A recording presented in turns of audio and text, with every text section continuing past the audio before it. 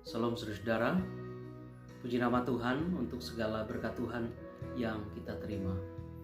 Di kesempatan sore hari ini, saya mau mengajak kita sekalian untuk merenungkan satu tema yang sangat relevan buat kita semua sebagai orang-orang Kristiani.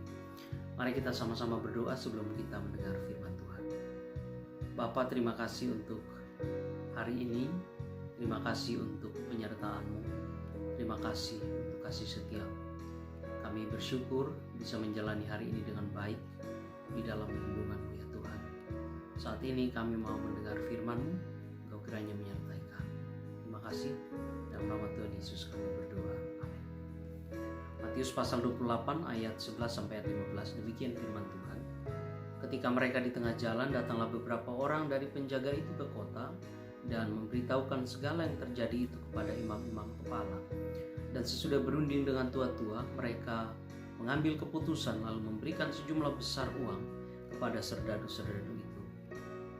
Dan mereka berkata, kamu harus mengatakan bahwa murid-muridnya datang malam-malam dan mencurinya ketika kamu sedang tidur. Dan apabila hal ini kedengaran oleh wali negeri, kami akan berbicara dengan dia sehingga kamu tidak beroleh kesulitan apa-apa.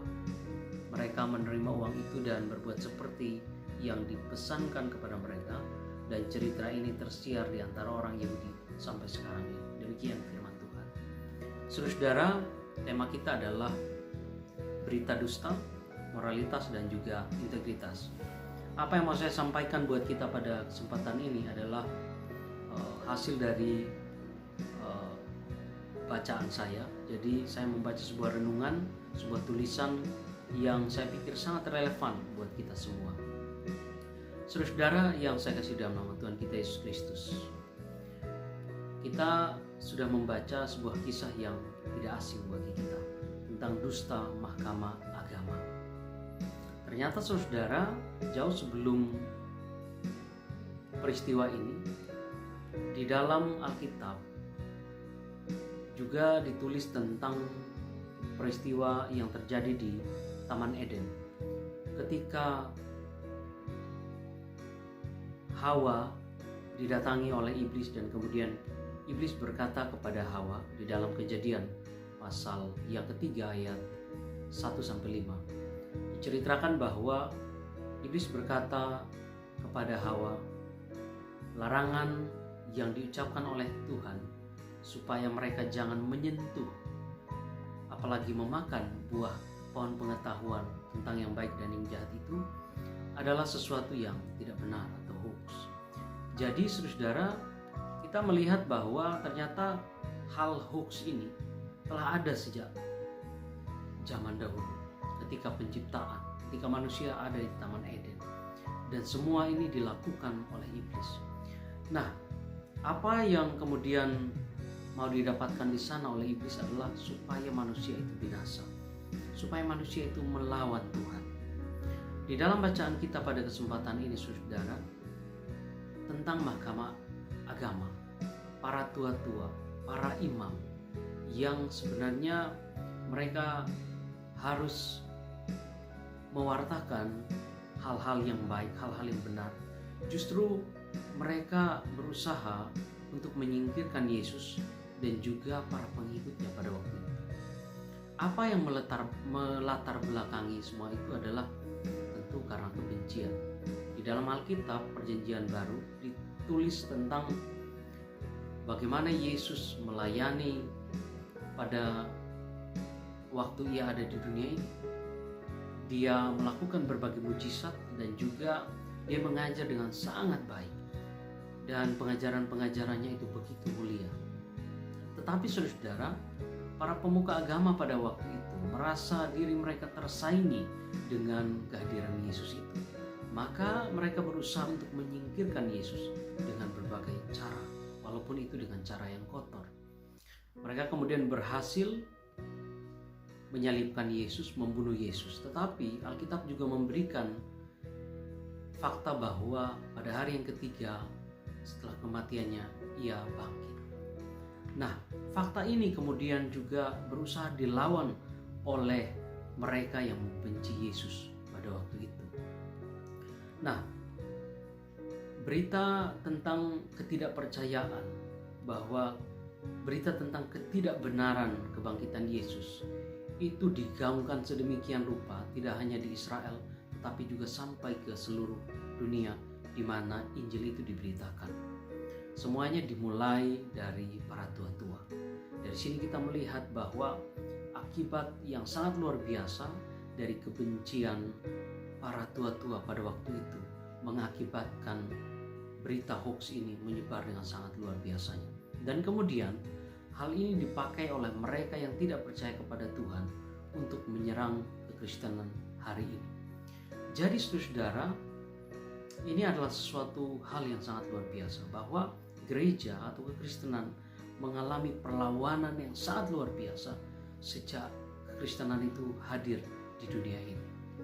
Nah, orang kemudian berkata bahwa kebangkitan Yesus itu tidak benar, itu hanya sebuah karangan dari Paulus dan juga para murid pada waktu itu. Tetapi saudara, kalau kita mempelajari sejarah, maka kita akan menemukan bahwa fakta tentang kebangkitan Yesus tidak hanya disampaikan oleh para murid, tetapi juga oleh beberapa orang yang datang dari golongan bukan orang Kristen.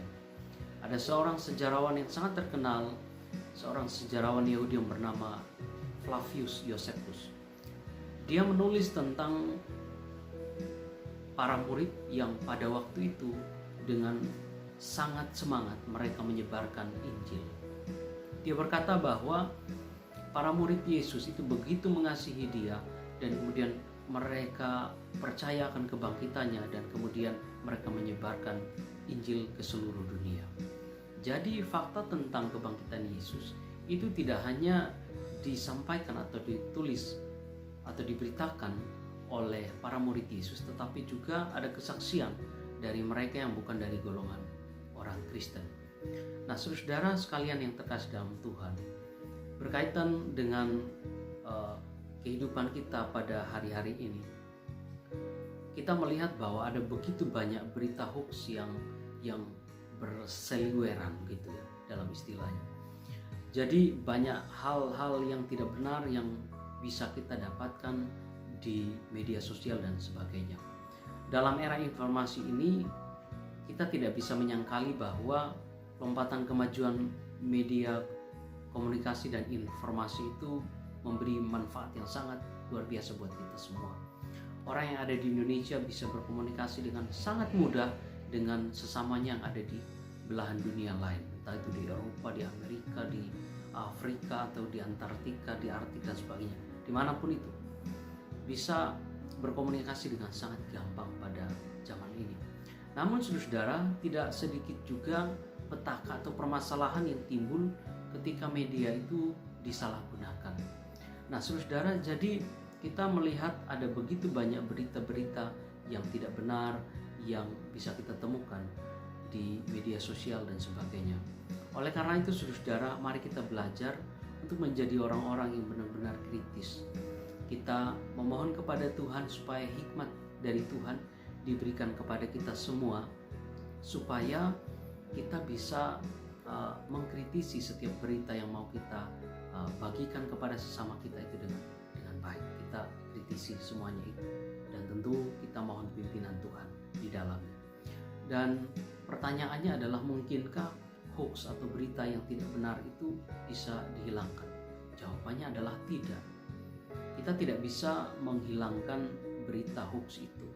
Layaknya virus yang menyebar di dunia ini, kita tidak bisa mensterilkan virus-virus yang menyebar itu. Selain kita harus berusaha untuk bagaimana supaya imunitas tubuh kita itu menjadi kuat, supaya kita tidak gampang terpengaruh.